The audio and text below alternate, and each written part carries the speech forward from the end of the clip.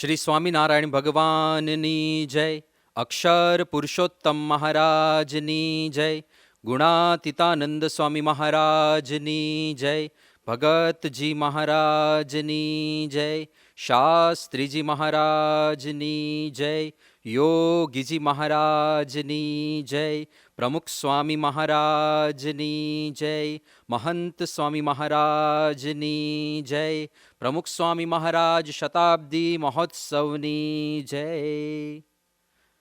પ્રમુખ સ્વામી મહારાજ જન્મ જયંતિ પર્વના દ્વિતીય દિવસની સભામાં આપ સૌ હરિભક્તોનું હાર્દિક સ્વાગત છે. સર્વને ભાવભીના જય સ્વામિનારાયણ. આવો સભાનો શુભારંભ કરીએ ધૂન તથા સ્તુતિગાન દ્વારા.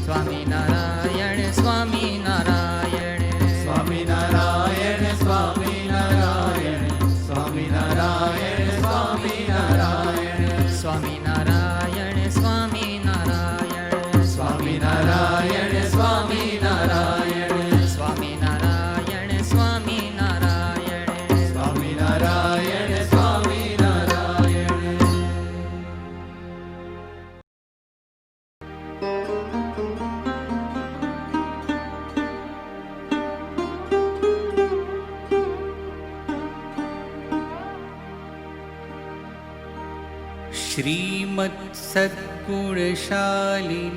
चिदचिदी व्याप्तं च दिव्याकृतिम्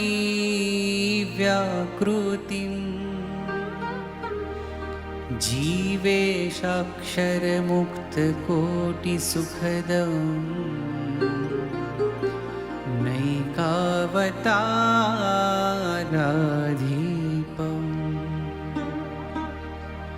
ज्ञेयं श्रीपुरुषोत्तमं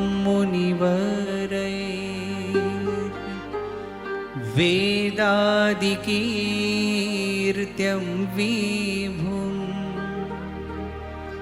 तं मूलाक्षरयुक्तमेव सहजानन्दं च वन्दे सदा।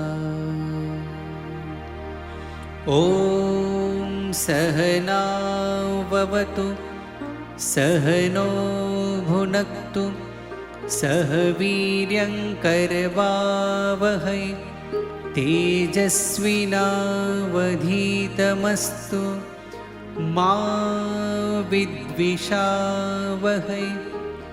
ॐ शान्तिः शान्तिः शान्तिः। गुणातीतोऽक्षरं ब्रह्म भगवान् पुरुषोत्तमः। जनो जानन्निदं सत्यं मुच्यते भवबन्धनात्।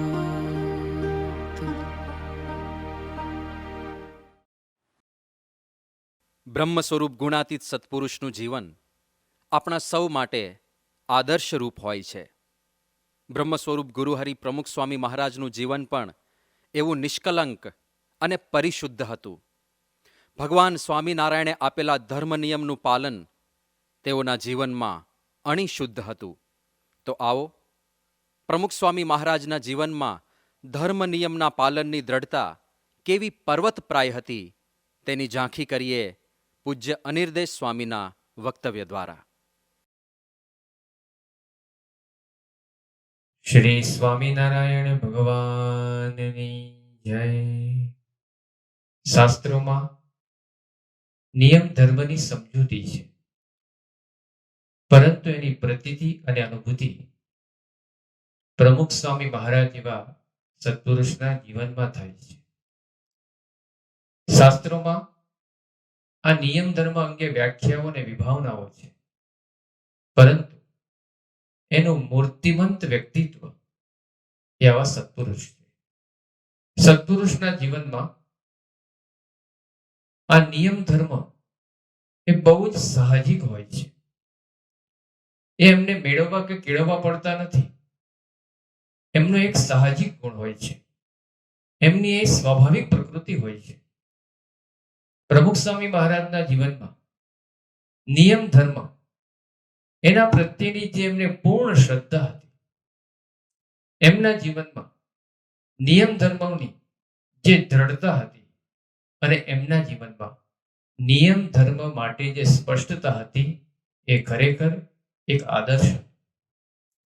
એટલે કે એમના જીવનમાં શ્રદ્ધા, દ્રઢતા અને સ્પષ્ટતા એ ખૂબ ન્યારી અને અનેરી હતી. શ્રદ્ધા. પ્રમુખ સ્વામી મહારાજના જીવનમાં નિયમ ધર્મ માટેની શ્રદ્ધા એટલે શાસ્ત્રમાં બતાવેલા જે નિયમ ધર્મ છે એ 100% સાચા છે, એ પૂર્ણ શ્રદ્ધા. આ નિયમો આપણે જીવનમાં પાળી શકાય છે એવી શ્રદ્ધા, અને આ નિયમો જીવનમાં પાળવા જ જોઈએ એવી એક પૂર્ણ શ્રદ્ધા એમના જીવનમાં હતી.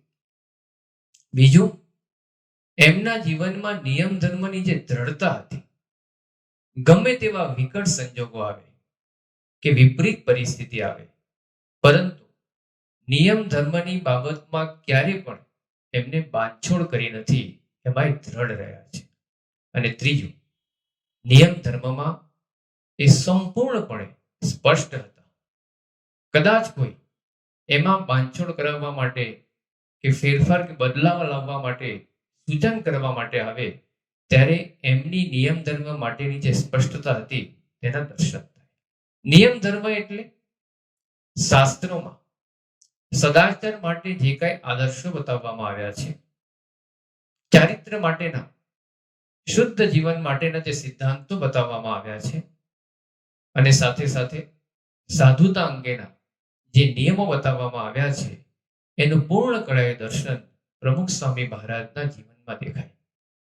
શાસ્ત્રોમાં આ સદાચાર અંગે કે ચારિત્ર કે શુદ્ધ જીવન અંગે કે સાધુતા અંગે જેટલી કાંઈ વાતો કે વિભાવનાઓ કરી હશે, એને ભગવાન સ્વામિનારાયણે એના સાર રૂપે પંચ વર્તમાનમાં સમાવી લીધી છે. આ પંચ વર્તમાન એટલે નિષ્કામી વર્તમાન, નિર્લોભી વર્તમાન, નિસ્વાદી વર્તમાન, નિસ્નેહી વર્તમાન અને નિર્માની વર્તમાન. આ પંચ વર્તમાનમાં શાસ્ત્ર માત્રમાં બતાવેલા સદાચાર કે શુદ્ધ જીવનના બધા નિયમોનો સમાવેશ થઈ જાય છે. પ્રમુખ સ્વામી મહારાજના જીવનમાં આ પંચ વર્તમાનની પૂર્ણ કળાએ ખીલેલું દર્શન એ સૌ કોઈને જોવા મળે અને અનુભવવા મળે. ક્રમશઃ જોઈએ. પહેલું છે નિષ્કામી વર્તમાન, એટલે કે અષ્ટાંગ બ્રહ્મચર્ય. આ અંગે શાસ્ત્રોમાં જે કાંઈ વાતો કરવામાં આવી છે, ભગવાન સ્વામિનારાયણે આ અંગે જે આદેશો બતાવેલા છે, એનું સોળે કળાએ દર્શન પ્રમુખ સ્વામી મહારાજના જીવનમાં આપણને જોવા મળે. આ નિયમોનું અક્ષરશઃ પાલન એ એમના જીવનમાં હતું. એમ કહેવાને બદલે એવું જ કહેવું જોઈએ કે જાણે આ નિયમ જ એમનું જીવન હતું. સામાન્ય માણસ જે ઇન્દ્રિયો અંતકરણના બંધનમાં આવે, એનાથી પ્રમુખ સ્વામી મહારાજ ક્યારેય પણ ઇન્દ્રિયો અંતકરણના બંધનમાં આવ્યા નથી. ઇન્દ્રિયો અંતકરણની ગુલામીમાં આવ્યા નથી. ઇન્દ્રિયો અંતકરણની જંજીરોમાં ક્યારેય જકડાયા નથી. પૂર્ણપણે ઇન્દ્રિયાતીત, પૂર્ણપણે મનોતીત અને પૂર્ણપણે ગુણાતીત. ક્યારે પણ આ ગુણના ભાવો કે ઇન્દ્રિયો અંતકરણના ભાવો એમના જીવનમાં એ જોવા મળ્યા નથી. એટલી બધી અષ્ટાંગ બ્રહ્મચર્યની દ્રઢતા એમના જીવનમાં સૌને અનુભવાય. એના માટે એમના જીવનમાં જે ખટકો હતો, આ નિયમ પાળવાની એમના જીવનમાં જે ખટક હતી, એ પ્રસંગે પ્રસંગે અનુભવાય. 1972માં જંબુસરમાં વિચરણ કરી રહ્યા હતા. નગર યાત્રા હતી. નગર યાત્રા પછી એક હરિભક્તને ત્યાં ઠાકોરજી જમાડવા માટે જવાનું હતું. ત્યાં બેઠા, પરંતુ પ્રમુખ સ્વામી મહારાજ કે આજે ઈચ્છા નથી. સંતોએ પૂછ્યું કે કેમ, કોઈ તકલીફ છે કે ના? અને પછી સ્વામી બોલ્યા કે આજે નગર યાત્રામાં કોઈક નાની બાળકી અડી ગઈ હોય એવી મને શંકા લાગે છે. સાથેના સંતો આયોજકોએ કીધું કે બાપા, અમે સાથે જ હતા, આપનાથી અમે છૂટા પડ્યા જ નથી અને અમને પૂરેપૂરો ખ્યાલ છે કે એવું કંઈ બન્યું જ નથી. પણ પ્રમુખ સ્વામી મહારાજના મને થોડી શંકા લાગે છે. સ્થૂળ સ્પર્શની તો વાત જ નથી, પરંતુ શંકાની બાબતમાં પણ આટલી જેના જીવનમાં ખટક હોય, એ પ્રમુખ સ્વામી મહારાજના જીવનમાં આ અંગેની અષ્ટાંગ બ્રહ્મચર્યની આ ખટક હતી. એટલે જ દુબઈની જાહેર સત્સંગ સભામાં ધર્માચાર્ય પુષ્પરાજ મુનિ બોલ્યા હતા કે પ્રમુખ સ્વામી મહારાજના જીવનમાં અષ્ટાંગ બ્રહ્મચર્યની જબરજસ્ત દ્રઢતા છે. પછી એમને કીધું કે જો કોઈ વ્યક્તિ એક દિવસ પણ બ્રહ્મચર્યનું પાલન કરે તો એના દર્શન કરવા માટે દેવતાઓ આવે, એવું શાસ્ત્રોમાં કીધું છે. તો પ્રમુખ સ્વામી મહારાજે તો આજીવન અષ્ટાંગ બ્રહ્મચર્યનું પરિપૂર્ણ પાલન કર્યું છે. અને પછી આ પુષ્પરાજ મુનિ બોલ્યા કે જો દુનિયાના બ્રહ્મચારીની હરોળ કરવામાં આવે તો આ હરોળમાં હું પ્રમુખ સ્વામી મહારાજને પ્રથમ સ્થાન આપું એમાં લેશ માત્ર પણ અતિશયોક્તિ નથી. પ્રમુખ સ્વામી મહારાજના જીવનમાં આ દ્રઢતા, એ પછી દેશ હોય કે પરદેશ, એ સમૂહ હોય કે એકાંત, એમની ઉંમર 19 વર્ષની હોય કે 91 વર્ષની, એ સામાન્ય નિયમ હોય કે મુખ્ય નિયમ હોય, પરંતુ સદા અને સર્વત્ર આ અષ્ટાંગ બ્રહ્મચર્યના પાલનમાં એમની જે અક્ષુણ અને અખંડિત જે દ્રઢતા હતી, અવિરત જે દ્રઢતા હતી, એ ખરેખર સામાન્ય માનીના ગજા બહારની વાત હતી. પ્રમુખ સ્વામી મહારાજના જીવનમાં આ નિયમના પાલનમાં, એના રક્ષણમાં અને એના જતનમાં જાણે એમનું બ્રહ્મ તેજ પૂર્ણ કળાએ ખીલેલું હોય, એ આપણને સૌને અનુભવાય. આ ધર્મ નિયમની પાલનની બાબતમાં એ ક્યારેય કોઈની મોહબ્બતમાં ના આવે, ક્યારેય કોઈની શ્રેષ્ઠ રમવા ના આવે અને પૂર્ણ વાણી વિવેક રાખી એને સ્પષ્ટપણે આ નિયમ સમજાવી દે. પછી એ અમેરિકાના રાષ્ટ્રપ્રમુખ બિલ ક્લિન્ટન સાથેની મુલાકાત હોય કે ટાન્ઝાનિયાના રાષ્ટ્રપ્રમુખ જુલિયસ નેરે સાથેની મુલાકાત હોય કે યુનોના મહામંત્રી કોફી અન્નાનને મળવાનું હોય, પરંતુ આ નિયમમાં લેશ માત્ર પણ બાંધછોડ એમને ક્યારેય કરાવી નથી, કરવા દીધી નથી. આટલી જબરજસ્ત દ્રઢતા એમના જીવનમાં. વિશ્વ કક્ષાના મહાસમારંભો હોય એમાં જવાનું હોય છતાં પણ આ નિયમમાં એટલા જ દ્રઢ અને એટલા જ સ્પષ્ટ, એમાં પણ કોઈની મોહબ્બતમાં કે શ્રેષ્ઠ રમમાં આવવાનું નહીં. 2000ની સાલમાં યુનોના મહાસદનમાં ત્યારે વિશ્વ ધર્મ પરિષદ હતી, તેમાં પ્રમુખ સ્વામી મહારાજને એમાં સંબોધન કરવાનું હતું. ત્યારે એ વખતે પ્રમુખ સ્વામી મહારાજે સ્પષ્ટતા સાથે જણાવી દીધું કે જો આપણી સ્ત્રી પુરુષ મર્યાદા પ્રમાણેની બેઠક વ્યવસ્થા સભામાં હોય તો જ આપણે જોવું છે. આખા વિશ્વ લેવલનો કાર્યક્રમ, પણ પ્રમુખ સ્વામી મહારાજ એમની સ્પષ્ટતા એ આ બાબતમાં હતી અને એ પ્રમાણે પછી BAPSના સ્વયંસેવકો અને આયોજકોએ વ્યવસ્થા કરી અને પ્રમુખ સ્વામી મહારાજ એ સભામાં હાજર રહ્યા. પણ સભા પૂરી થયા પછી પોતાના નિવાસ સ્થાને આવ્યા પછી પ્રમુખ સ્વામી મહારાજે મુખ્ય આયોજક સંત અને હરિભક્તોને કીધું કે આજ પછી નિયમ લો કે આવા કોઈ જાહેર કાર્યક્રમમાં આપણે મર્યાદા જેનું આપણને ભંગ જેવું લાગતું હોય તો ત્યાં જવાનો લેશ માત્ર પણ આગ્રહ રાખવો નહીં. પ્રમુખ સ્વામી મહારાજના જીવનમાં આ દ્રઢતા, આ સ્પષ્ટતા એ ખરેખર મોટી ઊંચેની હતી. હા, એમની આ બાબતમાં દ્રઢતા પૂરેપૂરી હતી, પરંતુ જડતા જરાય નથી. આ નિયમ પાલનમાં એમની અડગતા અખંડિત હતી, પરંતુ આક્રમકતા લેશ માત્ર નથી. આ નિયમ પાલનમાં, સ્વનિયમ પાલનમાં એમની કડકાઈ પૂરેપૂરી હતી, પરંતુ કટ્ટરતા કે લેશ માત્ર નથી. એમને મર્યાદામાં અવિચલ રહીને સ્ત્રી ઉત્કર્ષના જેટલા કાંઈ કાર્યો કરવાના હોય એ તમામ વિકાસના સાચા કાર્યો એમને કર્યા છે. એ જ બતાવે છે કે પ્રમુખ સ્વામી મહારાજના જીવનમાં આ અષ્ટાંગ બ્રહ્મચર્ય અંગે જે દ્રઢતા અને સ્પષ્ટતા હતી, એમની જે મક્કમતા અને નિશ્ચયાત્મકતા હતી, એમની જે અડગતા અને નિશ્ચલતા હતી, એ ખરેખર આપણી સામાન્ય માનવીની કલ્પના બહારની વાત. તો શાસ્ત્રમાં બતાવેલા અષ્ટાંગ બ્રહ્મચર્યના બધા જ આદર્શો એમના જીવનમાં પૂર્ણ કળાએ હતા. બીજું વર્તમાન આવે છે નિર્લોભી વર્તમાન. પ્રમુખ સ્વામી મહારાજના જીવનમાં આ નિર્લોભી વર્તમાનની પણ દ્રઢતા એ એટલી જ અનન્ય અને આદર્શ હતી. જીવ પ્રાણી માત્ર એની એક સ્વાભાવિક વૃત્તિ છે સંગ્રહ કરવાની. નજીવો પદાર્થ હોય, તુચ્છ પદાર્થ હોય, છતાં પણ સંગ્રહ કરવાની એની એક ટેવ હોય છે. જરૂરિયાત કરતા વધારે સંગ્રહ થાય પછી એને દુઃખ અને અશાંતિ થાય.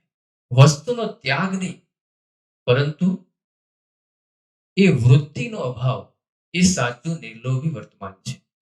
કોઈ અકિંચન કે ગરીબ વ્યક્તિ હોય, ના એને બેંક બેલેન્સ હોય, ના એને બંગલો હોય, અરે રહેવા માટે ઝૂંપડું પણ ના હોય, અને એ વ્યક્તિને નિર્લોભી કેવું એવું નથી, પરંતુ એને પણ સારા પદાર્થોની તો અપેક્ષા અને ઝંખના તો હોય જ છે, પરંતુ આવા પદાર્થોની, વસ્તુની અંતરથી કોઈ ઈચ્છા જ ના હોવી, એની કોઈ લાલસા જ ના હોવી, એ સાચું નિર્લોભી વર્તમાન છે. કહેતા આવી વૃત્તિનો અભાવ એ સાચું નિર્લોભી વર્તમાન છે. પ્રમુખ સ્વામી મહારાજના સંકલ્પ માત્રે હજારો હરિભક્તો દાનનો પ્રવાહ વહેવડાવે, પરંતુ તદ્દન પોતે નિર્લેપ, એનાથી સાવ નિષ્ફળ. એમના હાથે 1000 કરતા પણ વધારે મંદિરોના નિર્માણ થયા, પરંતુ પોતાના નામે એક પૈસો પણ નહીં. એમણે 1400 થી પણ વધારે સંકુલો બાંધ્યા. પછી એ હોસ્પિટલ હોય કે દવાખાના, પછી એ શાળા હોય કે કોલેજ કે છાત્રાલય, પછી એ સંસ્કાર કેન્દ્ર હોય કે સંસ્કાર ધામો કે મંદિરો, પરંતુ એમના નામે બેંકમાં એક ખાતું નહીં. પ્રમુખ સ્વામી મહારાજે આ BAPS સંસ્થામાં સમાજ સેવાના 162 કરતા પણ વધારે કાર્યો શરૂ કરાવ્યા, અને આજે પણ તે ચાલી રહ્યા છે. પરંતુ આ અંગેની એક પણ મૂડી કે મહેનતાણું એમના નામે નહીં. એટલે જ પ્રસિદ્ધ ગીતા તત્વચિંતક પાંડુરંગ આઠવલેજી કહેતા કે પ્રમુખ સ્વામી મહારાજને તો ખિસ્સું જ નથી. કહેતા એમને નિર્લોભી વર્તમાનનું બહુ એક મોટી ઊંચેરું પ્રમાણ એ એમને પ્રમુખ સ્વામી મહારાજના જીવન માટે આપ્યું. પ્રસંગ બહુ જાણીતો છે. 1992ની સાલમાં પ્રમુખ સ્વામી મહારાજ આણંદથી ગુજરાત એક્સપ્રેસમાં બેસી મુંબઈ તરફ જઈ રહ્યા હતા. સાથે સેવક સંતો હતા. ટિકિટનું રિઝર્વેશન છેલ્લા સમયે થયું હતું અને સ્વામીને વિદાય આપવા માટે કેટલાય હરિભક્તો આવ્યા હતા. ટ્રેનમાં બેઠા, સમયાંતરે ટીસી આવ્યા, ટિકિટ ચેક કરવા માટે માંગી, ટિકિટ આપી. ટિકિટ તો કન્ફર્મ હતી, પરંતુ રિઝર્વેશન છેલ્લી ઘડીએ થયું હતું એટલે રિઝર્વેશનના ચાર્જના ઉપરના 50 રૂપિયા ભરવાના બાકી હતા. ટીસીએ કીધું કે આ પૈસા ભરવાના બાકી છે. પ્રમુખ સ્વામી મહારાજે કેવડાવ્યું કે અમારી પાસે તો અત્યારે પૈસા નથી, પરંતુ મુંબઈ આવશે એટલે અમારા હરિભક્ત દ્વારા તમને રકમ ચૂકવી દઈશું. આ વાર્તાલાપ ત્યાં ચાલતો હતો. ત્યાં આજુબાજુ બેઠેલા તમામ મુસાફરો ચોંકી ઉઠ્યા, આશ્ચર્ય પામી ગયા. એમને થયું કે જે પ્રમુખ સ્વામી મહારાજના હસ્તે સમાજમાં કરોડો રૂપિયાના સમાજ કાર્યો થાય છે, પણ આજે એમની પાસે 50 રૂપિયા જેટલી મામૂલી રકમ નથી.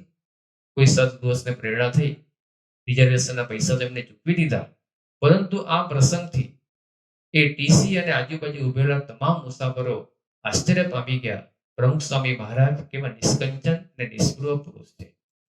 1974ની સાલમાં પ્રમુખ સ્વામી મહારાજ દોડોમાંથી દારે સલામ જઈ રહ્યા હતા અને એ વખતે દારે સલામ એરપોર્ટ પર ઉતર્યા. પ્રાથમિક જે બધી વિધિઓ હોય, એક્ઝિટ વખતની બધી પૂરી થઈ, સામાન ગાડીઓમાં ગોઠવાયો અને નીકળવાનું જ હતું. ત્યાં કેટલાક અધિકારીઓ આવ્યા અને જાહેર કર્યું કે પ્રમુખ સ્વામી મહારાજ અને સંતો એમનો તમામ સામાન તપાસવામાં આવશે. એ હીરા લઈ જાય છે એવી અમને બાતમી મળી છે. સામાન બધો જ ગાડીમાંથી પાછો લેવામાં આવ્યો. એક સામાન અધિકારીઓએ તપાસ્યો કે સંતોના પોટલા હતા, પધરામણીના સાથે થેલા હતા, પૂજાના વસ્ત્રો, પૂજાનો સામાન અને વસ્ત્રને બધું હતું. આ અધિકારીઓએ બધું જ ચેક કર્યું. ઇવન જે પૂજાની કંકુની ડબ્બી એ પણ ચેક કરી, પણ એક નાનકડો સરખો હીરો મળ્યો નહીં. અને અધિકારીઓ અચંબો પામી ગયા. એમને કીધું કે અમને તો આવી બાતમી મળી એટલે અમે તપાસ કરી, પરંતુ આશ્ચર્ય એ થાય છે એક પણ હીરો મળ્યો નથી. એ વાત તો બાજુ પર, પરંતુ સામાન્ય મુસાફર પાસે પણ મુસાફરીના 75 શિલિંગ હોય, તમારી પાસે તો એક પણ શિલિંગ નથી.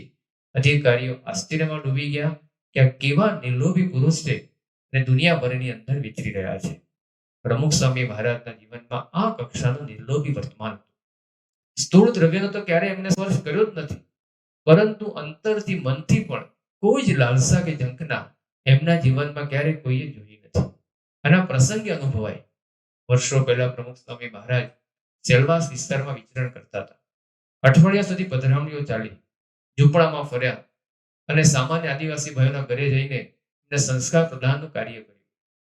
અને પધરામણી વખતે જે ભેટ થઈ એ કંઈક લગભગ 2 કે 2.5 રૂપિયા જેટલી થઈ, સાવ મામૂલી રકમ.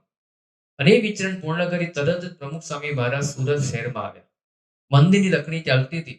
અડધો કલાક લખણીમાં બેઠા, ત્યાં બહુ જ મોટી રકમની લખણી થઈ. 7.5 લાખ રૂપિયા જેટલી લખણી એ સમયે થઈ.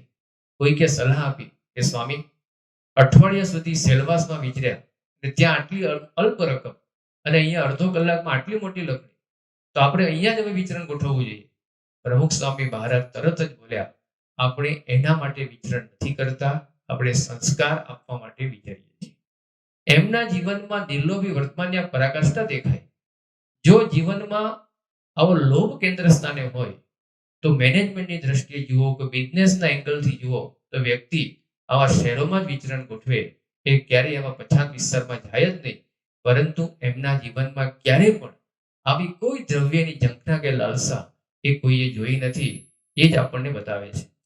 77 વર્ષના એમના ત્યાગાશ્રમના જીવનમાં એમના શરીર ઉપર એક પહેરવાનું ને ઓઢવાનું વસ્ત્ર રહ્યું. એ સિવાય કોઈ ત્રીજું વસ્ત્ર એમને રાખ્યું નથી કે રખાવ્યું નથી. 65 વર્ષથી પણ વધુ સમય પ્રમુખ સ્વામી મહારાજ સંસ્થાના પ્રમુખ પદે રહ્યા. પ્રભાવક પ્રમુખ પદ, પારદર્શક એમનું પ્રમુખ પદ રહ્યું. પરંતુ એક પ્રમુખ માટેનું અલગ ફંડ તો શું, પરંતુ એક પાઈ પણ એમને પોતા માટે રાખી નથી કે રખાવી નથી. આ પ્રમુખ સ્વામી મહારાજના જીવનમાં નિલોભી વર્તમાનની આ દ્રઢતા હતી. નિયમ ધર્મમાં ત્રીજું વર્તમાન છે નિસ્વાર્થી વર્તમાન. કોઈ પણ વ્યક્તિ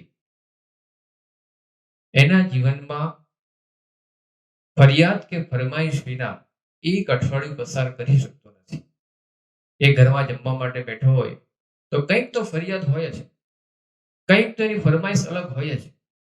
પ્રમુખ સ્વામી મહારાજના જીવનમાં ક્યારેય કોઈએ આવી કોઈ ફરિયાદ જોઈ નથી, કોઈ ફરમાઈશનો અનુભવ કર્યો નથી.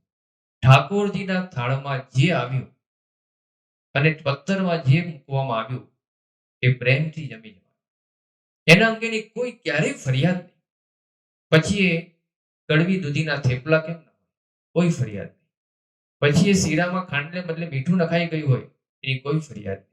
પછી એ જમવામાં પથ્થરની કરકરવાળા લોટની રોટલી કેમ ના હોય એની ક્યારેય કોઈ ફરિયાદ પ્રમુખ સ્વામી મહારાજે કરી નથી. કોઈ ફરમાઈશ નહીં કે મને આ અનુકૂળ છે તો આ બનાવજો, મને આ ભાવે છે તેનું આયોજન કરજો, એવી ક્યારેય કોઈ ફરમાઈશ કોઈ સેવક સંત આગળ એમને ક્યારેય કરી નથી. અને ફરીથી યાદ પણ નહીં, આ વસ્તુ કયા વખતે સારી બની હતી એવી બનાવજો એવું ફરીથી ક્યારેય યાદ કર્યું નથી, એની કોઈ સ્મૃતિ કરાવી નથી. આ પ્રમુખ સ્વામી મહારાજના જીવનમાં આ નિસ્વાર્થી વર્તમાનના જેટલા કઈ આદર્શો શાસ્ત્રમાં લખ્યા હોય એનું પૂર્ણપણે દર્શન એ સૌને અનુભવાય. છતાં કોને શું ભાવે છે એની બધી જ ખબર હોય, કોની તબિયતને શું અનુકૂળ છે એનો બધો ખ્યાલ રખાવે. 1982ની સાલમાં ખાનદેશના વિચરણમાં વરખેડા પધાર્યા હતા. જમવા માટે બેઠા હતા. એમાં સામે ગજમાલભાઈ કરીને પણ હરિભક્ત બેઠા હતા. સંતો પીરસતા હતા. એમાં ગજમાલભાઈને શીરો પીરસ્યો. પ્રમુખ સ્વામી મહારાજ આ જોઈ ગયા. તરત જ સંતોને કીધું કે એને ડાયાબિટીસ છે, એને શીરો પીરસવાનો રહેવા દો, એને શાક મોકલાવો અને શીરો જે પડિયામાં મુકાવી દો. સંતોને આશ્ચર્ય થયું કે આપણે વારંવાર ખાનદેશમાં તો આવતા નથી, તો ગજમાલભાઈને ડાયાબિટીસ છે સ્વામીને ખબર ક્યાંથી? પ્રસંગમાં એવું હતું, એકાદ વર્ષ પહેલા ગુરુ પૂનમના સમયા ઉપર ગજમાલભાઈ કોચાસણ આવ્યા હતા અને એ વખતે એક સેકન્ડમાં એક હરિભક્ત પસાર થતા હતા. એમાં પણ એ પસાર થયા હતા ત્યારે એમને કીધું કે હવે ડાયાબિટીસ થયો છે. એ સ્વામીની સ્મૃતિમાં હતું. પોતે સંપૂર્ણપણે નિસ્વાર્થી, પરંતુ છતાં કોની તબિયતને કયું અનુકૂળ છે એનું બધું જ ધ્યાન એ રખાવતા આ એમનું નિસ્વાર્થી વર્તમાન. પરાકાષ્ઠા તો ત્યારે અનુભવાય જ્યારે એમને સ્વાદનું સંપૂર્ણ જ્ઞાન હોય અને છતાં પણ નિસ્વાર્થી રહેવું એ ખરેખર દાદ માંગી લે એવી વસ્તુ છે. એકવાર એક મંદિરમાં મૈસૂબ બનાવવામાં આવ્યો હતો, પરંતુ જ્યારે મૈસૂબ ચાખે ત્યારે અંતે એ થોડીક સ્મેલ આવે. એ સ્મેલ પકડાય નહીં. સ્વામીને ચખાડવામાં આવે. સ્વામીએ તરત જ કીધું કે આમાં જે ઘી વાપરવામાં આવ્યું છે એ ઘી એકવાર વપરાઈ ચૂકેલું છે. પાક શાસ્ત્રના અનુભવી સંતો અને ભક્તો હતા. મૈસૂબનો ટેસ્ટ બરાબર હતો, ખાંડ બરાબર હતી, શેકાઈ પણ બરાબર હતો, પણ છતાં એ ભૂલ પકડાતી નહોતી. એ ભૂલ પરવાળમાં પ્રમુખ સ્વામી મહારાજે પકડી. કહેતા સ્વાદનું સંપૂર્ણ એમને જ્ઞાન અને છતાં નિસ્વાર્થી રહેવું એ ખરેખર આવી બ્રાહ્મી સ્થિતિ હોય તો જ શક્ય બને. એ પ્રમુખ સ્વામી મહારાજના જીવનમાં એ દ્રઢ હતું. એમના નિસ્વાર્થીપણાનું તો ઉત્કૃષ્ટ પ્રમાણ અને પ્રતીતિ તો ત્યારે આવે કે ક્યારેય પણ એમને જમવાના સમયને પ્રાયોરિટી આપી નથી, કે જમવાને પણ પ્રાયોરિટી આપી નથી. તો વર્ષો સુધી વિચરતા રહ્યા. પણ આ વિચરણ દરમિયાન કેટલા એવા દિવસો હતા કે જે વખતે એમનો નાસ્તો 8 વાગ્યાના સમયને બદલે બપોરે 12 વાગે થયો હોય. બપોરે જમવાનો નોર્મલ સમય 12:30 થી 1 વાગ્યાની વચ્ચેનો હોય, પરંતુ એ ક્યારેક 2:30 વાગે થયો હોય, 3 વાગે થયો હોય, 4 વાગે થયો હોય, અરે 4:45 વાગે પણ બપોરનું ભોજન લીધું હોય એવા પ્રસંગો નોંધાયેલા છે. અને રાત્રિ ભોજન 8 વાગ્યાને બદલે કેટલાય દિવસો સુધી 11 વાગે 11:30 વાગ્યા સુધી થયું હોય. એ જ બતાવે છે કે એમને ક્યારેય પણ જમવાના સમયને પ્રાયોરિટી આપી નથી. એટલું જ નહીં, જમવાને પણ પ્રાયોરિટી આપી નથી. 1972ની સાલમાં પંચવાલ બાજુ ઘોગંબામાં વિચરણ કરીને સ્વામી કણબી પાલડી ગામે પહોંચ્યા. ઘોગંબામાં સવારે 60 પધરામણીઓ તો પૂરી થઈ હતી. 12:30 વાગે કણબી પાલડી ગામમાં પહોંચ્યા અને ત્યાંના આયોજન પ્રમાણે સ્વાગત સભા હતી. પછી આયોજકોએ કીધું કે બાપા, ગામમાં થોડી પધરામણી છે, 20 પધરામણી થઈ. ત્યાં ત્રીજા આયોજક આવ્યા. એમને કીધું કે બાપા, બાજુનું જે ગામ છે રાજગઢ, ત્યાં બપોરે 3 વાગે માધ્યમિક શાળામાં આપને આશીર્વાદ આપવા માટે આવવાનું છે. અને વિદ્યાર્થીઓની સભા ગોઠવી છે. સ્વામી બધા જ કાર્યક્રમો પૂર્ણપણે એટેન્ડ કર્યા. હવે આપણે વિચારીએ, 12:30 વાગે ગામમાં પહોંચ્યા અને 3 વાગે બાજુનું ગામ રાજગઢ એની શાળામાં પણ પહોંચી ગયા અને વચ્ચેના 2.5 કલાક એટલે કે 150 મિનિટના સમય દરમિયાન પ્રમુખ સ્વામી મહારાજને સ્વાગત સભા થઈ, 20 પધરામણીઓ થઈ અને બાજુના ગામમાં ટ્રાવેલિંગ પણ થયું. હવે એક પધરામણી માટે ઓછામાં ઓછી 5 મિનિટ મૂકીએ તો 5 ગુણ્યા 20 એટલે કે 100 મિનિટ એમાં ગઈ. સ્વાગત સભા જેમાં હાર તોરા થયા, બધા લાઈનમાં દર્શન કરવા માટે આવ્યા, પ્રમુખ સ્વામી મહારાજે આશીર્વચન પણ આપ્યા, એ લગભગ અડધો કલાક મૂકીએ. બાજુના ગામમાં જવાનો સમય એ 15 મિનિટનો ગણીએ તો 100 + 30 + 15 = 145. સમય હતો 150 મિનિટ, રહી માત્ર 5 મિનિટ. તો પ્રમુખ સ્વામી મહારાજ ક્યારે જમ્યા હશે પ્રશ્ન કહેતા એમને ક્યારે પણ જમવાને પ્રાયોરિટી આપી નથી, ક્યારે પણ જમવાના સમયને પ્રાયોરિટી આપી નથી. આ જ એમની નિસ્વાર્થીપણાની ઉત્કૃષ્ટ પ્રતીતિ અને સાબિતી એ આપણને દેખાય છે. તો ઉત્કૃષ્ટ નિસ્વાર્થીપણો શાસ્ત્રમાં નિસ્વાર્થીપણાના જે કંઈ આદર્શો આપણે સાંભળીએ છીએ એ એમની સામે ઓછા લાગે એવું એક ઉત્કૃષ્ટ નિસ્વાર્થીપણાનું વર્તમાન એ નિયમ ધર્મની દ્રઢતા એમના જીવનમાં હતી. ચોથું, નિસ્નેહીનો નિયમ ધર્મ. સામાન્યતઃ વ્યક્તિને પોતાના સંબંધી હોય, સ્વજનો હોય, વતન હોય ત્યાં સહેજે અને સ્નેહ હોય અને આ એનો સીમિત સ્નેહ એને સંકુચિત વૃત્તિવાળો કરી દે છે અને એટલે પછી વિશ્વની વિશાળતાને અપનાવી શકતો નથી. પરંતુ ત્યાગીઓ માટે આ નિયમ કરવામાં આવે છે, નિસ્નેહી નિયમ. કહેતા પોતાના સંબંધી હોય, સ્વજનો હોય કે વતન હોય એના પ્રત્યે ક્યારેય સ્નેહ ના રાખવો. અને એટલે જ ત્યાગને માર્ગે જ્યારે ચાલેલા હોય ત્યારે એને સમગ્ર વિશ્વને જ પોતાનું ઘર માન્યું હોય છે, સમગ્ર વિશ્વના વ્યક્તિઓને જ પોતાના કુટુંબીય માન્યા હોય છે. એટલે સહેજે એમના જીવનમાં નિસ્નેહી વર્તમાન હોય. પ્રમુખ સ્વામી મહારાજના જીવનમાં નિસ્નેહી વર્તમાન સાંગોપાંગ દેખાય. વતન પ્રત્યે ક્યારે પણ એની કોઈ વાત નહીં. જ્યારે શાસ્ત્રીજી મહારાજે એમને સાધુ થવા માટેની ચિઠ્ઠી મોકલી ત્યારે એ વખતે પ્રમુખ સ્વામી મહારાજની ઉંમર 18 વર્ષની હતી. શાંતિલાલ એમનું પૂર્વાશ્રમનું નામ. ગામના પાદરે એમને આ ચિઠ્ઠી મળી.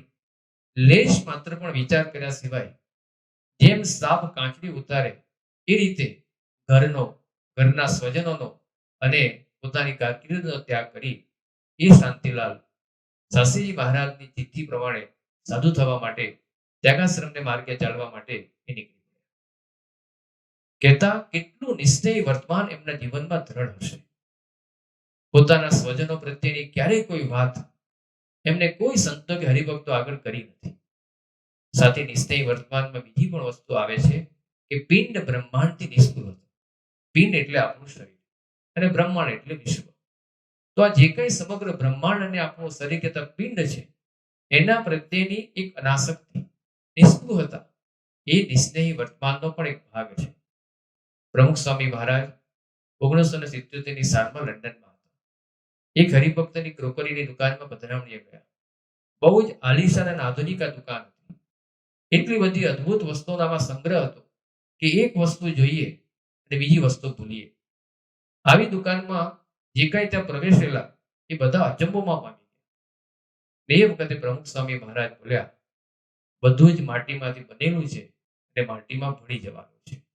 બ્રહ્માંડ પ્રત્યેની વસ્તુઓ પ્રત્યે સહજ અનાસક્તિ, નિષ્કૃતતા એમના જીવનમાં. અને એટલે જ એ 26 પણ વધારે વખત વિદેશ ધર્મયાત્રાએ ગયા, પરંતુ એક વસ્તુ એમના શરીર ઉપર વધી નથી, એક વસ્તુ એમના પોટલામાં ઉમેરાઈ નથી, એક વસ્તુ એમના શરીર ઉપરથી બદલાઈ નથી. આ જ એમની નિષ્કૃતતાનું એક જબરદસ્ત પ્રમાણ દેખાય. સાથે સાથે પિંડથી પણ નિષ્કૃતતા. શરીરની કોઈ તવા નહીં, શરીરની કોઈ દરકાર નહીં. ભાવનગરમાં હતા અને એ વખતે ચાલુ પત્રલેખને ઉપર રહેલો લેમ્પ હોલ્ડરમાંથી છિડક્યો અને પ્રમુખ સ્વામી મહારાજના બરડા પર પડ્યો. હવે એ વખતે એલઈડી લાઇટનો જમાનો નહોતો. આ બલ્બ ઘણો એવો ગરમ હતો, પણ સ્વામી પત્ર વાંચનમાં એટલા બધા મશગુલ હતા કે એનો કોઈ ખ્યાલ જ ના રહ્યો.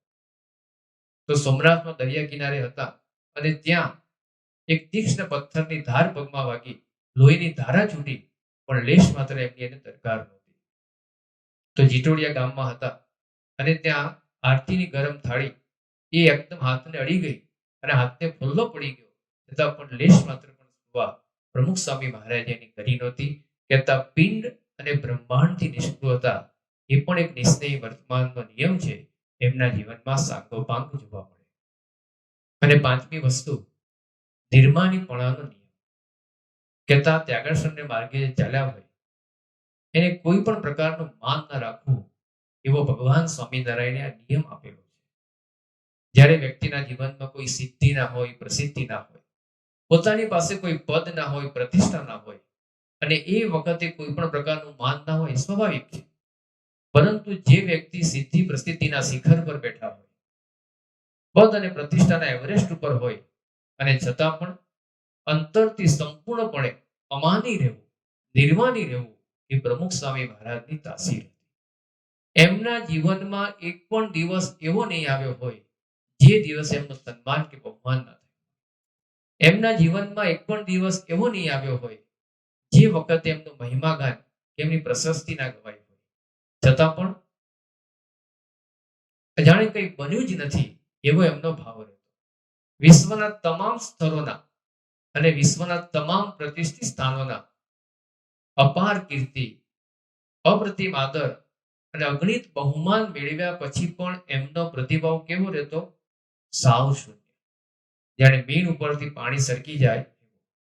આ મેં કર્યું છે એવો ક્યારેય કોઈ શબ્દ માત્ર એમને ઉચ્ચાર્યો નથી. આ મારાથી થયું છે એવો ભાવ ક્યારે આવ્યો નથી.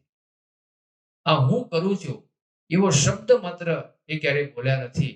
જે કંઈ થાય છે એ ભગવાન અને ગુરુની પ્રેરણા અને આશીર્વાદથી થાય છે એવો સતત એમના જીવનમાં ભાવ રહેતો. એમણે અગણિત કાર્યો કર્યા, અનેક યુગ કાર્યો કર્યા. એ પૈકીનું અગ્રિમ યુગ કાર્ય હોય તો એમના દ્વારા નિર્મિત દિલ્હીનું અક્ષરધામ, અદ્ભુત સર્જન, ભારતીય સંસ્કૃતિનું એક અજોડ પ્રતીક. જે કોઈ એની મુલાકાતે આવે, એના દર્શને આવે, એ 100% અભિભૂત થાય, ગૌરવ સાથે આનંદિત થાય અને આશ્ચર્યચકિત થાય. અને પ્રમુખ સ્વામી મહારાજ અને અક્ષરધામની પ્રશંસા કરે. આવું વારંવાર થતું જોઈને સંતો એકવાર પ્રમુખ સ્વામી મહારાજને કીધું કે બાપા, જે કોઈ અક્ષરધામની મુલાકાતે આવે છે એ આપના અને અક્ષરધામના વખાણ કરતા થાકતા જ નથી, પણ જાણે આપને તો કોઈ એની અસર જ નથી. ત્યારે પ્રમુખ સ્વામી મહારાજ બોલ્યા, આપણાથી ક્યાં કઈ થાય છે? આ જે કઈ થાય છે એ મહારાજ અને સ્વામીની કૃપાથી થાય છે. સંતોએ થોડું રમૂજમાં કીધું કે બાપા, આટલી બધી પ્રશંસા થાય છે, આપને સંભળાય તો છે ને? કાનમાં બહેરાશ તો નથી ને? તરત જ પ્રમુખ સ્વામી મહારાજ બોલ્યા, સંભળાય છે ને કે મહારાજ અને સ્વામીનો કેવો પ્રતાપ છે. જાણે પોતાનું કોઈ નામો નિશાન જ નહીં, પોતાનું કોઈ અસ્તિત્વ જ નહીં. આટલા અનેક યુગ કાર્યો કરવા છતાં પણ પ્રમુખ સ્વામી મહારાજ જાણે આ નિર્માનીપણાના એવરેસ્ટ ઉપર બેઠા હોય એવા દર્શન થતા. બાકી તુલસીદાસે રામચરિત માનસમાં લખ્યું છે, નહીં કોઈ અસ જન્મા જગ માહી, પ્રભુતા પાઈ તહા મત નાહી. પદ ઉપર બેસવું અને પદના મદથી મુક્ત રહેવું એ સામાન્ય માન્યનું કામ નથી. પ્રમુખ સ્વામી મહારાજના જીવનમાં આ બહુ જ સહજ હતું. કોઈ પણ પ્રકારનો માનનો અંકુર ફૂટે કે અહંકાર આવે એવો એક પણ શબ્દ કે વિચાર એમની સાથેના સંતોએ કે જાહેરમાં હજારો ભક્તોએ ક્યારેય અનુભવ્યો નથી. એક સહજ નિર્માનિતાના દર્શન એ અનેક વખત હજારો લાખો ભક્તોએ કર્યા છે. અને આ નિર્માનીપણાના વર્તમાનની એક વધારે પ્રતીતિ ત્યારે આવે કે જ્યારે એમના જીવનમાં એ બહુ જ સહજતાથી, સરળતાથી, વાંક વગર એ માફી માંગી શકતા. 1987ની સાલમાં પ્રમુખ સ્વામી મહારાજ સાથે લગભગ 350 સંતો હરિભક્તો ઉત્તરાખંડની યાત્રાએ પધાર્યા હતા.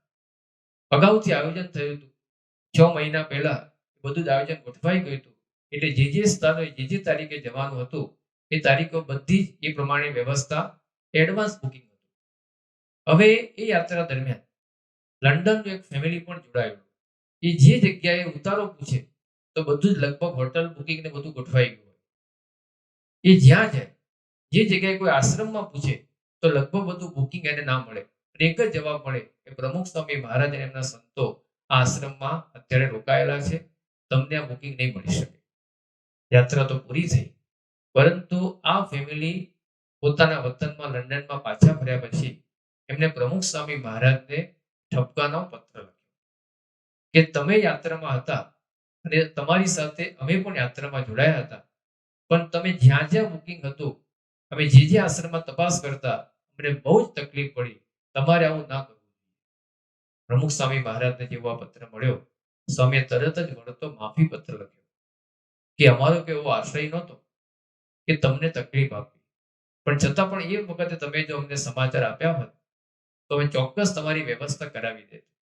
અને સ્વામીએ પછી લખ્યું કે આ અંગે તમને જે કંઈ તકલીફ પડી એ બદલ અમે દિલથી માફી માંગીએ છીએ. હવે આશ્ચર્ય થાય કે માફી કોને માંગવાની? 6 મહિના પહેલા આયોજન લઈને નીકળેલા પ્રમુખ સ્વામીને કે આયોજન વગર તાત્કાલિક નીકળેલા પેલા આ ફેમિલીના સભ્યોને? વાંક તો એમનો જ હતો, પણ છતાં વાંક વગર માફી માંગી શકે એ જ એમની નિર્માનીપણાના દર્શન કરાવે છે. તો સાથે સાવ સામાન્ય ભક્તો હોય એની પણ સહજતાથી પ્રમુખ સ્વામી મહારાજ એ માફી માંગી શકે. 1976ની સાલમાં સાંકરી પાસે રાયામ ગામમાં પ્રમુખ સ્વામી મહારાજ હળપતિ વાસમાં પધરામણીએ પધાર્યા અને સમાજને છેવાડે રહેલા વર્ગના લોકો એને ત્યાં ઝૂંપડે સ્વામી ગયા. ત્યાં સભાનું પણ આયોજન હતું. સભામાં થોડુંક મોડું પહોંચાયું કારણ કે પધરામણી એટલી વધી હતી. અને જેવા સ્વામી સભામાં પહોંચ્યા ત્યાં હળપતિ સમાજના આગેવાન વ્યક્તિ હતા ધનજીભાઈ. તરત જ સ્વામી એમને કીધું, ધનજીભાઈ અમને માફ કરજો, જે સમય અમે તમને આપ્યો હતો એ સમય પ્રમાણે અમે પહોંચી શક્યા નથી, અમે દિલગીરી છીએ. સમાજને છેવાડે રહેલા વર્ગના લોકોની પણ વાંક વગર પ્રમુખ સ્વામી મહારાજ માફી માંગી શકે એ જ એમની નિર્માણીપણાના દર્શન કરાવે છે. તો આ નિર્માણીપણાની આવી ઉત્કૃષ્ટ સ્થિતિ એ પ્રમુખ સ્વામી મહારાજના જીવનમાં બહુ જ સહજ હતી. તો શાસ્ત્રમાં બતાવેલા નિયમ ધર્મના જે સિદ્ધાંતો એ ભગવાન સ્વામિનારાયણે આ પંચ વર્તમાનમાં સમાવ્યા છે, એનું પૂર્ણ કળાએ દર્શન એ પ્રમુખ સ્વામી મહારાજના જીવનમાં હતું. એના પ્રત્યેની એની પૂર્ણ શ્રદ્ધા, એમના જીવનમાં એની પૂરેપૂરી દ્રઢતા અને સાથે સાથે એની પૂર્ણ સ્પષ્ટતા આ પ્રમુખ સ્વામી મહારાજના જીવનમાં. પ્રમુખ સ્વામી મહારાજના જીવનમાં આ અંગેની કેટલી જબરજસ્ત દ્રઢતા અને સ્પષ્ટતા. 1995માં જ્યારે લંડનમાં સ્વામિનારાયણ મંદિરની પ્રતિષ્ઠા થઈ, ભવ્ય પ્રતિષ્ઠા ઉત્સવ થયો અને એ વખતે જબરજસ્ત એનો પ્રચાર થયો. વિશ્વભરના સમાચાર પત્રો એની નોંધ લીધી. એવા વિશ્વ પ્રસિદ્ધ મેગેઝિનોમાં એના બધા લેખો આવ્યા અને એ વખતે ઘણા બધા પરદેશી માણસો, હિન્દુઇતર પ્રજા પણ એના દર્શન માટે આવતા. એટલે જે આયોજનમાં રહેલા સંતો અને અગ્રણી હરિભક્તોએ પ્રમુખ સ્વામી મહારાજને કીધું કે સ્વામી, આ મંદિરનો વિશ્વ કક્ષાએ પ્રચાર થયો છે અને લોકો હવે દર્શન માટે આવશે, પણ આપણી સ્વામિનારાયણ મંદિરની એક પ્રણાલિકા છે કે સ્ત્રી પુરુષ માટેની અલગ દર્શનની વ્યવસ્થા હોય છે. તો એ દર્શન વ્યવસ્થામાં અથવા તો અન્ય કોઈ અંગેના નિયમમાં આપણને ફેરફાર કરવા માટેનો હવે દુનિયાભરમાંથી દબાણ આવશે. તો શું કરશું?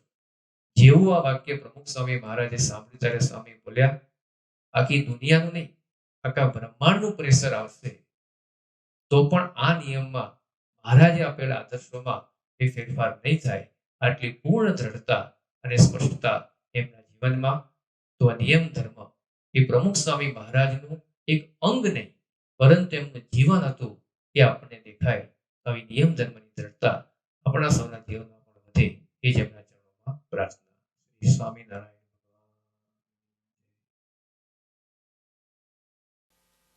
પ્રવચન બાદ હવે વિડીયો દર્શનમાં જોડાઈએ.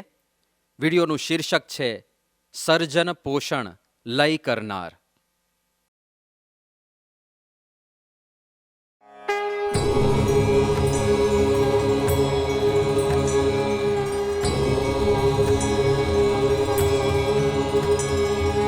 સર્જન પોષણ પ્રલય કરનાર, પ્રલય કરનાર.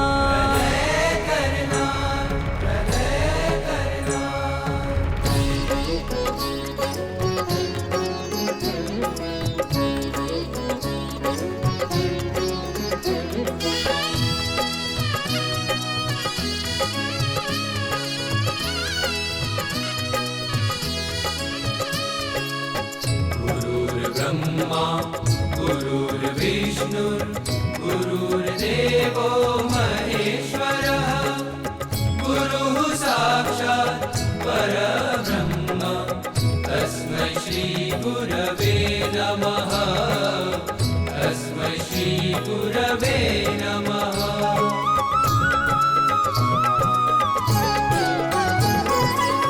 सर्जन पोषण लय करनार वाला प्रमुख स्वामी ब्रह्मा विष्णु महेश धनार एवा मारा स्वामी।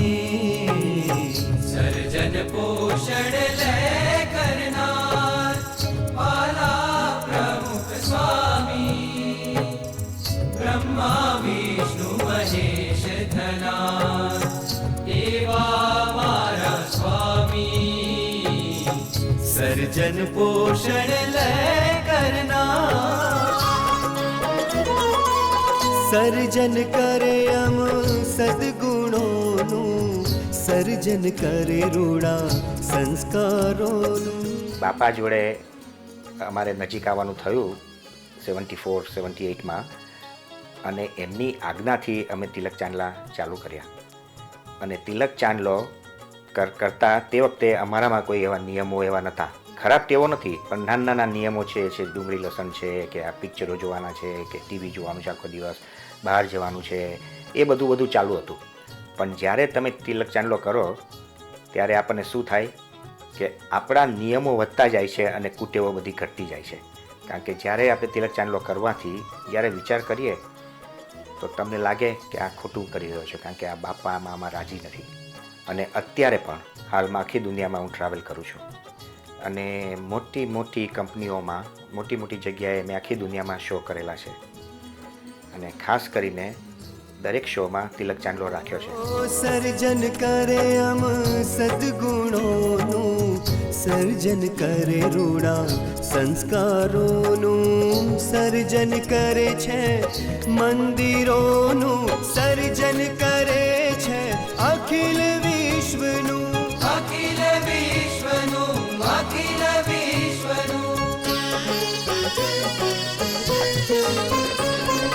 दिव्यमात छो दिव्यतात छो सखा बंधु छो दिव्य जात छो।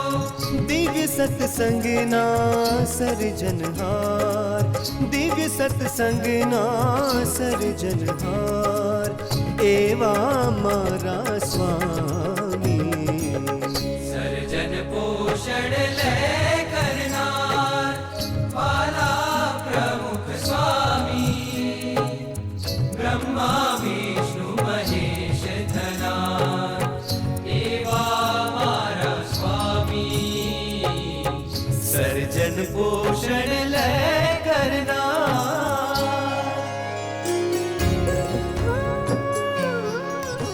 बड़े सिंपल बात सादे व्यक्ति लेकिन वास्तव में इस छोटी सी काया में आज का वैज्ञानिक विश्वकर्मा मौजूद है जिसने अक्षरधाम की कल्पना की है।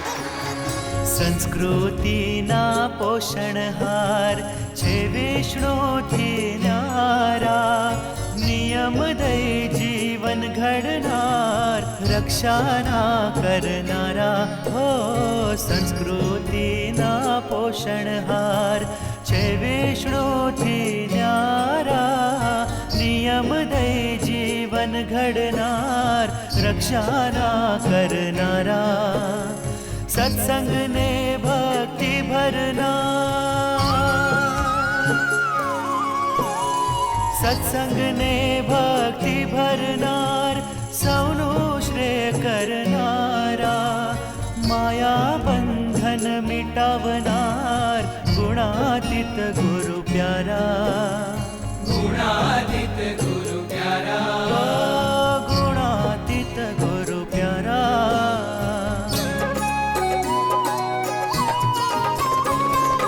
गुणातीत जो प्रकट प्रभु छो मोक्ष देनारा परम गुरु छो। આ તમામ સભાસદોને એક જગ્યાએ જરૂર લઈ જવા પડશે। છેક વિમાનમાં બેસાડી અને અક્ષરધામ લઈ જઈશું।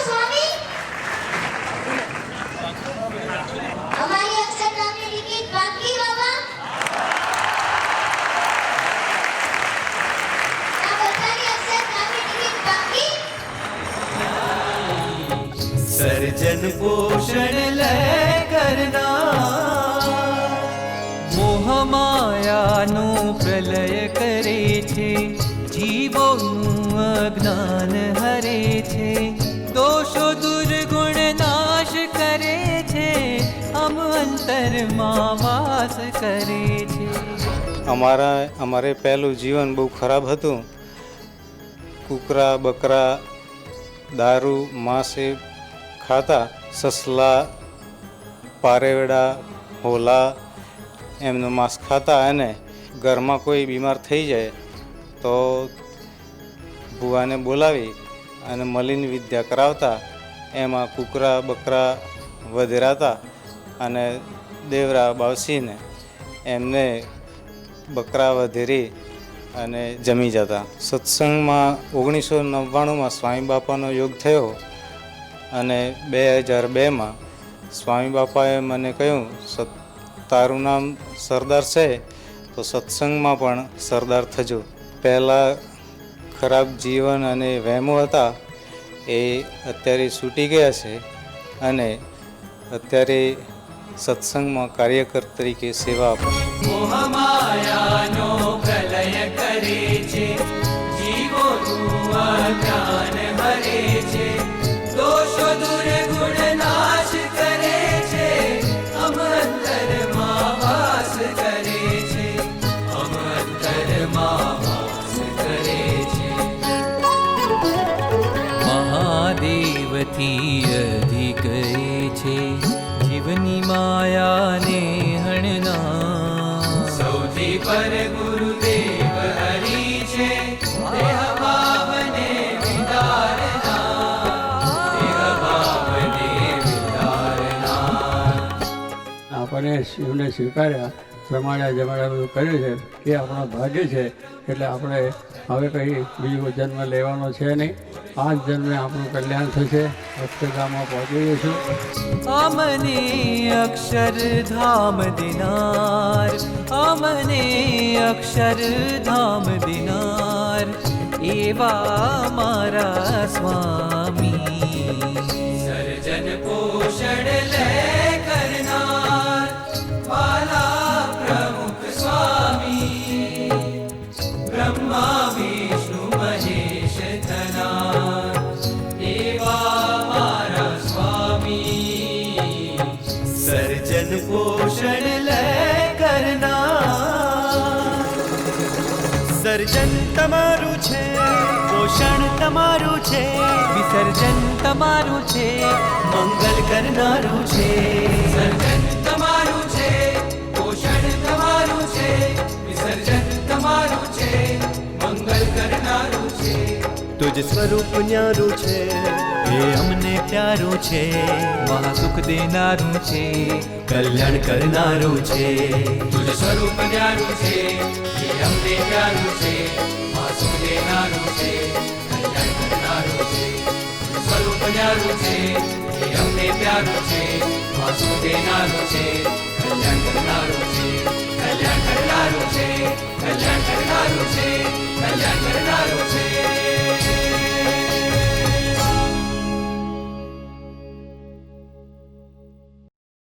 પ્રમુખ સ્વામી મહારાજ જન્મ જયંતિ પર્વની દ્વિતીય દિવસની સભાના અંતે હવે ગુરુહરિ પ્રમુખ સ્વામી મહારાજના આશીર્વાદ માણીએ. તમારી શોભા વધે છે ને માટે સદ્ગુણો જેટલા હશે એટલા માટે. આપણી અંદર જેટલા સદ્ગુણો હશે એટલી આપણી શોભા વધશે. તમે પ્રમાણિક રહેશો, તમે કોઈ પણ જાતનું વ્યસન દૂષણ નહીં કરતા હોય, તમે કોઈ પાર્ટીમાં નહીં જતા હોય. ભલે લોકો જાય છે ને આપણે માનીએ છીએ કે બધા બહુ ઊંચા છે ને બહુ સુપર છે ને, એના મનથી સુપર છે. સુપરમાં સુપર એને કોઈ યાદ કરતું નથી. આજે જે દુનિયાના સુપર તમે માન્યા છે એને કોઈ માને નથી. એ 5 દાડા એની વાત આવે, 10 દાડા આવે કે જીવતો હોય ત્યાં સુધી આવે, પછી કોઈ સંભાળતું નથી કોણ ગયો ક્યાં ગયો. અન્ડરસ્ટેન્ડ? એટલે તમારું સત્સંગ તમને થાવ એટલે પહેલાં પહેલું તમારું અપમાન થાય. તમને લોકો ટીકા કરશે, ભગતડા થઈ ગયા, ટીલવા થઈ ગયા, બોલે છે ને. તમે આ ટીલવા થવામાં ટીલવું કે ટીલું કરીને જાઓ એટલે લોકો બોલે છે તમને. એ તરત અપમાન થશે. આમ તું આમને આમ ફરશો કોઈ નહીં બોલે, ટીલ હોય નહીં કે કાંઈ નહીં કહે. તમે 12માં જઈને બેસો તોય નહીં કહે વેરી ગુડ. એટલે 12માં ગયા ને શું વેરી ગુડ થયું? પાર્ટીમાં ગયા મૌસાર ખાતા બેઠા ને વેરી ગુડ. અરે વેરી ગુડ કહેવાતું છે, વેરી બેડ. એને અડાયા જ નહીં. આપણા જીવનની અંદર આ કોણ મળ્યા છે? ભગવાન મળ્યા છે ને એને રાજી કરવા છે. હાલ બધા લોકોએ મૂકી દીધું છે રાજપાટ, સુખ, સાહેબી, આવી બધી ખાવા પીવાની મોજ શોખ બધી મૂકી દીધી માણસે. ત્યારે એની મહત્તા છે ને ગવાઈ છે. એ વસ્તુ વેરી બેડ આપણે માટે છે. એને જોવાય પણ નહીં, એને અડાય પણ નહીં. અને એના ઝેર, યુ અન્ડરસ્ટેન્ડ? ઝેર, ઝેર છે એટલે શું થાય? પોઈઝન. અને પોઈઝન એટલે હાર્ડ પોઈઝન, વેરી પોઈઝન. આમ જોવાની સાથે મરી જવાય. પોઈઝનને જોઈએ ને તો આંખ મરી જવાય. એટલું બધું. આને ખાઈએ નહીં, પીએ નહીં, પણ કેટલું ઝેર છે જોવાથી ચડે. એટલા બધા તેજ હોય છે. આમ જુઓ તમે તો તમને ઝેર ચડી જાય. ભયંકરમાં ભયંકર, ત્યાં ત્યાં મૃત્યુ. કેટલાકને આમાં અડીએ સ્પર્શ કરીએ એટલે ઝેર ચડી જાય. અને કેટલાક તમે ખાવ તો મરી જાઓ. આ ઝેર આવા પ્રકારના. એમાં આ બધું જે છે બધું ઝેર છે, પોઈઝન. એકદમ જેને કહે છે ને આમ જોવાથી જ એનું ઝેર ચડે. જડે કે ના જડે? જડે. પણ એ આપણને હજુ સમજાયું નથી. એટલે વેરી ગુડ ભાઈ, વેરી ફાઇન ભાઈ કરીને બોલ ચાલે. એને લેવા જઈએ છીએ, બેસવા જઈએ છીએ, એને માલવા જઈએ છીએ. જવાય જ નહીં. સંકલ્પ જ ન થવો જોઈએ. કોણ મળ્યા? જોગી મહારાજ. જોગી મહારાજે ભગવાનને રાજી કર્યા છે, એમ આપણે પણ રાજી કરવા છે. એવા પુરુષ મળ્યા પછી બીજો સંકલ્પ ઉઠવો જ ન જોઈએ. અને ઉઠે તેને દબાવવો જોઈએ કે મારાથી થાય જ નહીં, મારાથી આ જવાય જ નહીં. એવો દૃઢ સંકલ્પ થવો જોઈએ. ભગવાન જેને મળ્યા છે, સંત મળ્યા છે, એનો મહિમા જો હોય તો આ કામ આપણે થાય. ભગવાનને સંતનો જેને મહાત્મા સહિત નિશ્ચય હોય, લોયાનું ત્રીજું વચનામાં છે, તો એને અર્થે શું ન થાય એ વાત કરી. એને માટે શું ન થાય બધું ત્યાગ થઈ જાય. મેં કોણ બધા રાજપાટ મૂકી દે. અહીંયા તમે ભણેલા બેઠા છે, ગણ્યાલા છે, તો ડિગ્રીઓવાળા છે બધા. પણ જોગીમાના વચ્ચેને મૂકી દીધું છે. બધા એ તો કોલેજમાંથી જ આવ્યા છે. એમને બધું સુખ સારું લાગતું હોય છે, નહીં લાગતું હોય. પણ જોગી મહારાજનો પ્રેમ જોયો એટલે કે હવે જોગી મહારાજના પ્રેમ આગળ બીજો બધો પ્રેમ નકામો છે. એકદમ ડર્ટી. જોગી મહારાજનો પ્રેમ એટલે દિવ્ય પ્રેમ, ડિવાઇન પ્રેમ છે. અને આ જગતનો પ્રેમ છે એ અધોગતિનો છે. એ પ્રેમ તમને ઉદ્ધાર નહીં કરે, શાંતિ નહીં આપે, સુખ નહીં આપે. આ સુખને શાંતિ આપી તો એમને મૂકી દીધું. અને લે છે સુખ, તમારી નજરો નજર લે છે, બધા સુખ આનંદ કરે છે કે એમને આ બધી વસ્તુ. પણ છતાં શું કે એમને જાણ્યું કે ડિવાઇન જે આપણો સ્વામીનો જે આપણને છે પ્રેમ, એ પ્રેમ આપણા જીવનની અંદર જો ઉતરી જાય તો પછી બીજું લુખ્ખું લાગશે. બીજામાં માલ નહીં મળે. તારા સુખ તો તુજને ગોતે, સુઈ રે સોડી તાન જોને. કે આપણું સુખ આપણી પાસે છે એને આપણે સમજતા, એ સમજવા પ્રયત્ન પણ નથી. આપણે એ સમજવા જે આપણું મૂળ તત્વજ્ઞાન છે, જે આપણા ઋષિમુનિ જે ભગવાન અવતાર બધાએ આપીને સુખ આપ્યું છે, જે વાત સમજાય એમાં ઊંડા ઉતરતા નથી. એટલે આ બધામાં ફસાઈ ગયા છે જરૂર વગરના. એટલે એ તત્વને જો આપણે સમજાય તો કોઈ વાંધો નથી. એટલે આપણે આત્મા છે. પહેલાં પહેલું તો પૂછવામાં આવે હા હું હાર્યું તો તરત કે આઈ એમ ચંદુ. અરે ચંદુ છે ને તું ભલાને? ચંદુ તારું નામ છે, શરીરની બોડીનું એક નામ આપવામાં આવ્યું છે. અંદરનો આત્મા છે એનું નામ છે કંઈ નથી. તીગડે બોલવું જોઈએ ને કે આઈ એમ ચંદુ નહીં, આઈ એમ આત્મા, આઈ એમ અક્ષર, આખે બ્રહ્મ, આઈ એમ જોગી મહારાજ, એમ થવું જોઈએ. અને જેવું જો સમજાય તો પછી બીજી ખરાબ વસ્તુ જોવાય ખરી. કે હું જ્યારે જોગીમાનની દૃષ્ટિ પામ્યો છું, એમાં મને જે લવ, એમાં પ્રેમ, જે સાચો પ્રેમ થયો છે, અને જોગી મહારાજ જે મારું સ્વરૂપ છે એ આત્મા હું છું, તો એ દૃષ્ટિ જો આપણને હોય તો પછી આવી વસ્તુમાં આપણને મન જાય ખરું? ક્યાંય ન જાય. અને એ સાચું સુખ છે એટલું સમજાયું હોય તો પછી આપણો કોઈ વિચાર સંકલ્પ ઉઠે જ નહીં.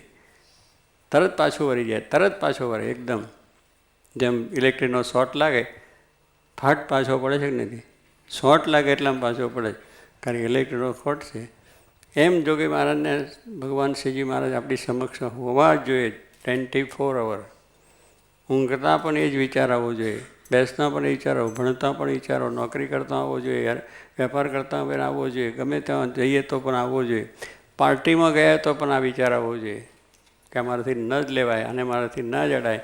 એ બધો વિચાર ત્યાં તરત આપને આપવો જોઈએ. એ સ્વરૂપ આપણે છે. હું યોગી મહારાજ છું, હું આત્મા છું, અક્ષર છું, બ્રહ્મ છું, ગુણાતીત છું. એ જો દ્રષ્ટિ આપણને આવી ગઈ, હું ભગવાનનો ભક્ત થયો.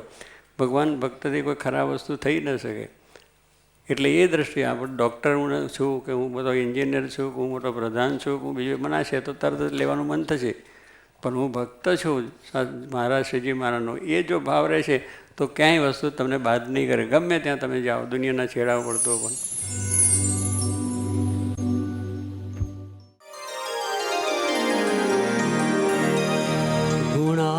गुणातीतं गुरुं प्राप्य ब्रह्मरूपं निजात्मनः विभाव्य दासभावेन स्वामिनारायणं भजे।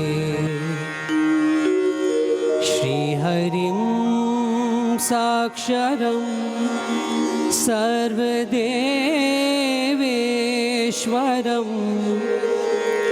भक्तिधर्मात्मजं